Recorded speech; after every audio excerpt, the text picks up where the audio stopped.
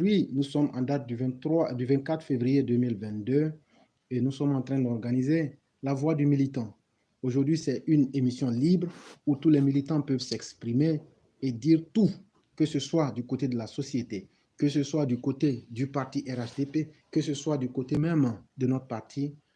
Toutes les questions sont abordables, chacun donne son avis et on essaye de tirer le meilleur parce que c'est à travers les arguments et à travers les idées qu'on peut toujours amener un mieux-être et un plus à l'évolution de notre pays, mais aussi surtout à l'évolution de la machine même qui contrôle aujourd'hui la gestion de l'État en Côte d'Ivoire. Et avant de donner la parole aux uns aux autres qui vont s'exprimer, moi j'ai deux sujets sur lesquels je souhaiterais m'exprimer. C'est d'abord la grève des ferrailleurs du côté d'Abobo.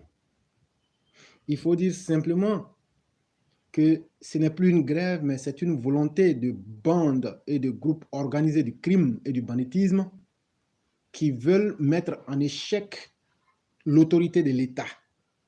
Simplement pour dire, les ferrailleurs qui sont en train de manifester violemment, depuis que vous avez commencé ça vers les 9h, 10h jusqu'à 11h31, j'ai toutes les vidéos, j'ai toutes les images qui sont avec moi.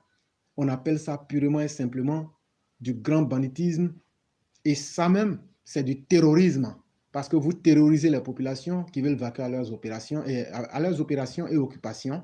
Mais c'est encore plus dangereux quand on se souvient qu'il y a à peine en janvier, c'est-à-dire à peine 3 semaines, à partir du rond-point en allant vers le Banco, c'est là-bas qu'on a déterré des quantités énormes d'armement. Là-bas, dans les magasins de vous les ferrailleurs. Et pourquoi, malgré tout ce que l'État a fait, malgré tout ce que la mairie a fait, vous insistez à ne pas aller là-bas. Et vous avez laissé les gens quitter Adjamé pour aller prendre la place qui a été ouverte à Ndoutré. Qu'est-ce que vous cachez dans cet endroit-là pour vous opposer à l'État? Parce qu'il faut qu'on vous explique les choses clairement. À la fin de la journée, le territoire appartient à l'État, au gouvernement de la Côte d'Ivoire. Il faut qu'on s'explique. Ça veut dire quoi? Moi, éclaireur, pro-vérité.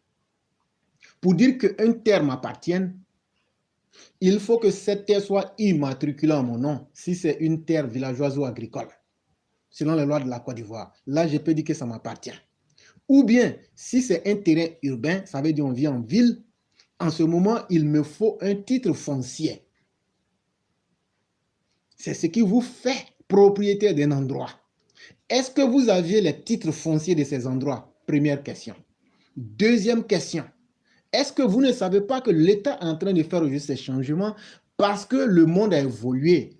Aujourd'hui, les objets que vous vendez et surtout les drogues et les armements qu'on a saisis, il devient important pour l'État de prendre d'autres dispositions. Et l'État ne vous a même pas réprimé pour les armements et les drogues qui ont été saisis. Et ils vous ont toujours encouragé à les écouter et à suivre la loi. Et vous vous opposez aujourd'hui et vous êtes en train de prendre votre violence pour l'imposer au gouvernement. Mais c'est ce que l'on a toujours dit. Un gouvernement qui ne se fait pas respecter.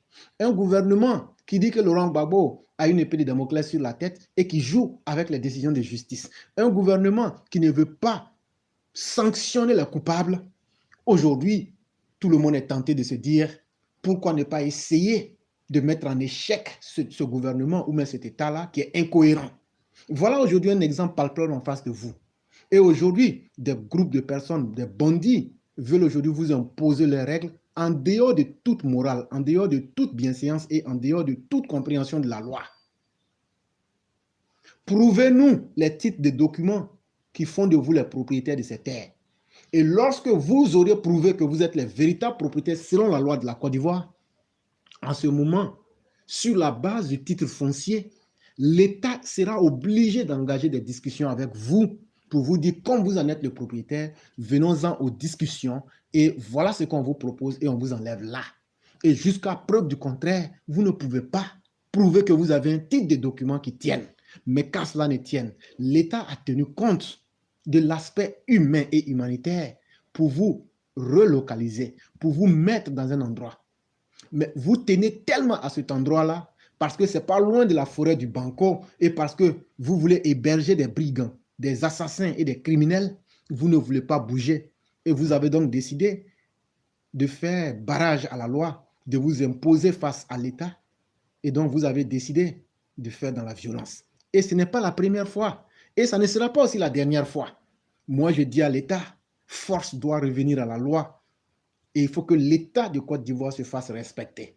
Parce que trop, c'est trop. Et ça ne doit pas que concerner les ferrailleurs. Ça doit commencer du sommet jusqu'à la base.